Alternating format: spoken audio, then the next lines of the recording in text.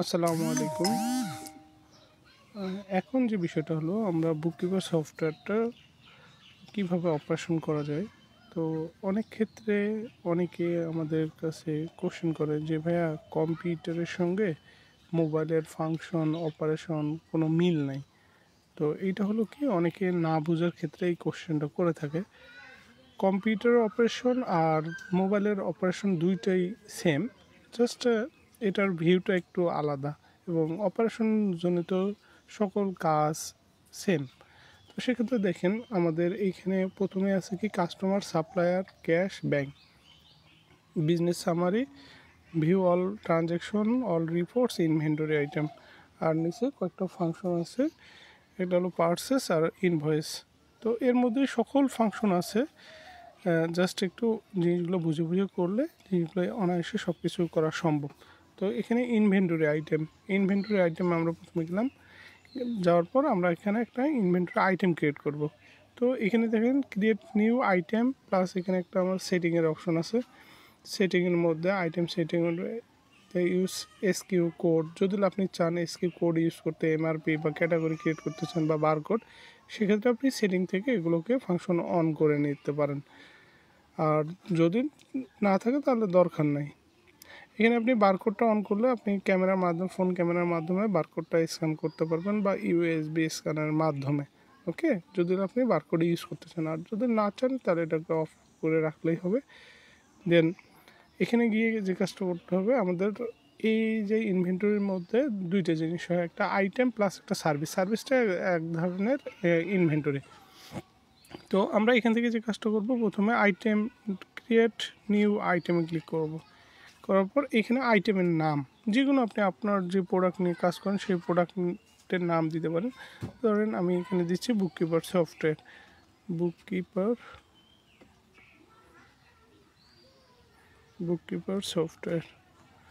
Software.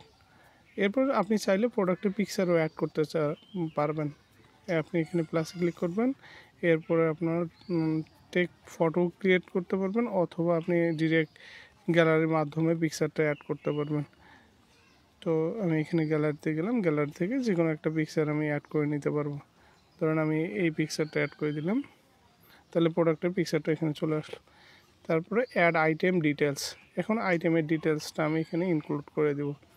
যেমন এই আইটেমটার হলো, আমার যদি টেক্সট সামারি না থাকে আমার দরকার নাই। যেমন এটার হলো আমার ডিফল্ট পার্সেস ভ্যালু কত, ধরেন আমি এটার পার্সেস ভ্যালু দিলাম 5,000 টাকা। ডিফল্ট সেল ভ্যালু কত, আমি এটা ধরেন 6,000 টাকা দিয়ে দিলাম। তারপর যদি আইটেমটার কোনো ফিক্সড ডিসকাউন্ট থেকে থাকে পার্সেন্টেজ, তাহলে আপনি ডিফল্টে বসায় দিতে পারেন, আর না থাকলেও দরকার নেই। এরপরে অ্যাড স্টক ডিটেলস, যেহেতু আমরা যে কাজটা করতেছি, যেহেতু এটা ওপেন হচ্ছে না, এটাকে মিউট করে এখানে দেখেন অ্যাড স্টক। এখন আপনার যে স্টকটা আছে কত পিসের আছে, মানে ইউনিটটা আপনি চাইলে এখান থেকে ইউনিটটা সিলেক্ট ধরে দিলাম পিস। আমার বর্তমানে স্টক, অর্থাৎ যেহেতু আপনি অপারেশন আজকে সফটওয়্যার করতেছেন, কারণ ফিজিক্যালি আপনার প্রোডাক্টগুলো স্টকে আছে, সেই স্টকটা এখানে আপনি ওপেনিং করে দিতে পারেন। ধরেন আমার একটু 10 পিস বর্তমানে আছে। এখন দেখেন এখানে মিনিমাম অর্ডার কোয়ান্টিটি, আপনার মিনিমাম অর্ডার কোয়ান্টিটি কত হতে পারে, ধরেন তার উপর ভিত্তি করে আপনি একটা অর্ডার কোয়ান্টিটি দিয়ে রাখলেন, মানে অর্থাৎ এই প্রোডাক্টটা যখন এক পিসের কাছাকাছি চলে আসবে সে একটা আপনার শর্ট লিস্ট ক্রিয়েট করে দেবে। এরপর দুইটা পার্ট আছে, একটা হলো সেভ অ্যান্ড নিউ আর হলো একটা save. Save and new click করলে এইটা সেভ হবে, প্লাস একটা নতুন উইন্ডো অন হবে। আর সেভে ক্লিক করলে শুধু সেভ হয়ে যাবে। আমি সেভে ক্লিক করলাম, দেখেন আমার একটা প্রোডাক্ট হয়ে গেছে। কেমন, এটা হলো একটা প্রসেস, এটা হলো ইনভেন্টরির ক্ষেত্রে। এখন ধরেন কোনো কারণে এই ইনভেন্টরিটা এডিট করতে হবে, সেক্ষেত্রে কী করবেন, এই ইনভেন্টরি আইটেমে যাবেন, এখানে 3টা ডট আছে, ডটে ক্লিক করলে আপনি এডিট ডিলেট অপশন চলে আসবে। হ্যাঁ, এখানে একটা বিষয় আছে, যদি কোনো এই ইনভেন্টরির আন্ডারে কোনো ধরনের ট্রানজ্যাকশন হয়ে যায় তাহলে এটা কোনোভাবেই ডিলেট করা যাবে না। তো এডিট করতে পারবেন, আমি এডিটে ক্লিক করলাম, আবার সেমভাবে এডিটের অপশন চলে আসছে। আবার আপনি আপনার রিকোয়ারমেন্ট অনুযায়ী এডিট করে নিতে পারবেন, করার পর আবার আপনি সেভ দিলে এটা হয়ে যাবে। এটা হলো ইনভেন্টরি ক্রিয়েশনের সিস্টেম।